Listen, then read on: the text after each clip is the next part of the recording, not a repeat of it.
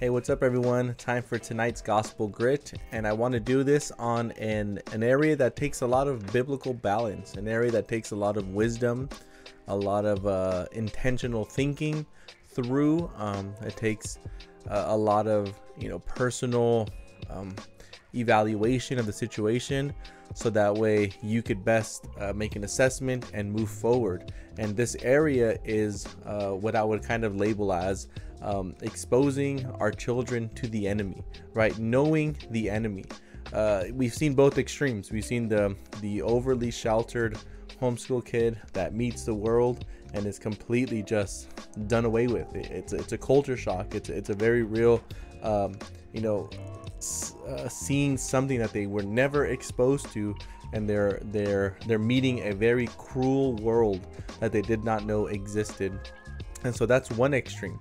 And the other extreme is we've seen the Christian kid that knows every new rap song, knows every new hip hop song, knows every new movie that's coming out, has seen every single new gimmick that's out there, and is just very much a worldly kid just growing up in a Christian home. Now, both extremes are dangerous in their own regard, right? Both extremes have their problems. Both extremes are placing an overemphasis in a certain area. Maybe the worldly kid, it's not really an overemphasis, but it could just be laziness. But I also have seen, some Christian kids who are just exposed to a lot because the parents don't want their kids to grow up quote unquote sheltered. So then they're overly exposed to things that are not wise for children to be exposed to in any capacity. And on the other end, I'm pretty sure this is more intentional, where you're protecting your children to not expose them to the world, to let them be unstained from the world, even as the scriptures say. But it's done in such a way where there would be, not shrewdness in exposing our children, to the reality of this world in a way that prepares them. It's pretty interesting. In Ephesians, you see Paul address the children and how children are to behave, and then Paul goes from that, then he goes into spiritual warfare. He goes into being alert, to being ready, to staying alert. So you see that there's this tension of even children should be aware that there's a spiritual war going on, that there's an alertness that is needed. In fact, I would say that the book of Proverbs is literally parents talking to future kings and queens, as it were, and preparing them and exposing them, right? You see that the harlot is mentioned there. You see that the friends who aren't really for you are mentioned there. Those who want to come and deceive you or come and lure you to sin. You see that the book of Proverbs is exposing the next generation to the reality of the world in a way that prepares them, right? We need to expose our children to the world in a way that is wise, in a way that is intentional and has a lot of thought process going into it. We need to have our children know that this is really a spiritual war, that there really is a spiritual war going on. That's why Paul uses spiritual war language all the time. We need to know the enemy and know his plans, so that we can expose our children to those plans in a way that's fitting for their age. And again, I'm speaking of generalities here. I'm not going to speak in any specifics, because I'm not the Lord of your conscience. I'm not the Lord of your home. We know what we do with our family, certain things, and I just want this to be thought-provoking and making sure that we as Christians are applying the Lordship of Christ to every sphere of life, including this, preparing our children for the spiritual war that is out there. Not showing up to the war naive, nor showing up to the war already dressed as the enemy, as it were. So there's this reclusive reality that can happen in Christian circles, or there's this overly exposing that could happen in a more sadly lazy Christian circle. Those are extremes that need to be avoided. So we need to make sure that we are equipping our children, that we are yes, protecting our children from the evil ways of the world. We definitely want to do that. We definitely want to protect our children. We definitely want to guard their hearts. Yes, we definitely don't want to awaken love before it's time in all these areas, right? That could be applied to not just romantic love, but different types of love for different types of industries even. And we want to do this in a way that promotes that we are equipping our children. So what, one brother had spoken about this, and I thought it was very wise. I know even the Moscow crew has touched on this quite a bit, and I think it's good, and it's something that's called cultural studies, engaging in cultural studies with your children at an age appropriate level. Even Gary DeMar has a list of movies that he recommends to Christian families to watch as a family to develop a worldview, right? So in order to have a real comprehensive all of life worldview, there needs to be some of this brought into that worldview so that our children know this strange new world that they're living in. So what I want to mention is, when you look at cultural studies, basically all that is as you watch movies, as you listen to music that is not quote unquote worship music, as you take in any form of media, even some aspect of games, right? Or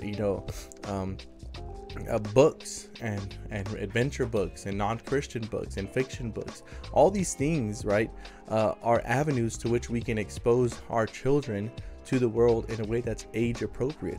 Of course, I would never recommend a young child, looking at something that's, not suitable for a young child, right? And again, this is where I'm speaking in generality. So all these things need to be age appropriate, and you really think about that. You really pray about that. You really intentionally do the hard work of asking these questions so that you're showing, hey, even in this area, you're really pressing home the lordship of Christ and what that looks like, in equipping and preparing our children for this world by faith, through grace alone, as we show them the beauty of Christ in all of life, even through the folly of the world. So I want to mention though is, as you watch movies that are age appropriate, and you do this, you should never consume any media, no matter what it is, whether it's a movie, whether it's a book, whether it's an audio podcast that tells a story.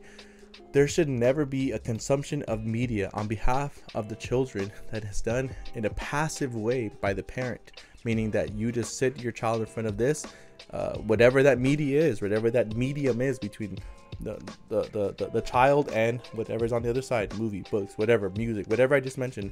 It should never be done passively. It should always be done intentionally, showing, hey, did you catch that? Oh, did you notice here? Or what did you think about this character? Or what did you think about these lyrics? And that's a very healthy way to begin to form the mind and expose your children to the culture around us in a way that is both protecting them but also equipping them, that is both preparing their hearts without sending our children out to the world unprepared or not ready to meet a monster that is out there that's going to devour them, but also guarding their heart, also not awakening love before it's time, also keeping some of that pure childlike faith about them. So again, this is where I said that biblical balance is very, very important. It needs to be done from the parents who are actually thinking this through. And I guess that's what the problem is I think parents have not really put much thought into this area, where either they just shelter 100% or they expose 100%, or there's just like this middle of the road where, oh, we do this, we do that. But again, there's not much thought that goes into it, and there's even less thought that's going into that actual hard work as media is being consumed. So we must at the same time protect our kids from the evil of the world. We must protect them from it, but also equip them for it, and show them what the world thinks, how the world thinks, why the world thinks the way it does, and what categories the world thinks. And we could do this by media. We could do this even by driving. We see a crazy driver, we see a homeless person, or we see someone that's not dressed in a way that honors the Lord. You can use anything in life, and that's what I'm trying to get at, is we need to be thinking this through to expose our children to the plans and the attacks of the enemy, the threats of the enemy, so that our children don't walk onto the battlefield and get lit up, or our children aren't going to the battlefield, as I stated, already dressed as the other team. So we must be preparing our children for this, right? As I said, the book of Proverbs is mentioning the threats of the enemy, or the threats of sin, and those realities to prepare their children. And so as we do these culture studies, right, as you're watching a movie, as I said, push pause, as you're listening to a song that isn't quote unquote a Christian song, but it's age appropriate, slow it down and say, hey, did you see how they have a false view of love there? Or did you see how they're kind of needy there, or whatever, right? All I'm saying is use all these things that the Lord has given us to as tools to teach our children, so that they're already beginning to be able to pick out the evil, to expose the evil deeds of darkness, and to be able to spot something that does not glorify the Lord. And by God's grace, I don't say this as a boasting of self, but we've been doing this with our children since they were very little. As soon as they can understand words, we've done this, and it's been amazing to see our children see things in this world, in media or whatever, and be able to say, hey, that's a sin, or hey, they actually weren't honoring Christ there, or whatever, right? It's because we are called to form the mind, right? Not to shelter the mind where it's not being formed, it's just innocent and naive, nor to disregard the mind and just let it go to a dumpster fire. No, we're called to shape it in the way that we think best glorifies the Lord. But let me just give a word of caveat here, unless someone thinks I'm thinking we should expose kids to whatever we think is wise. That's not what I'm saying. I actually would say that our kids are not missionaries. Our kids are not theologically trained doctors.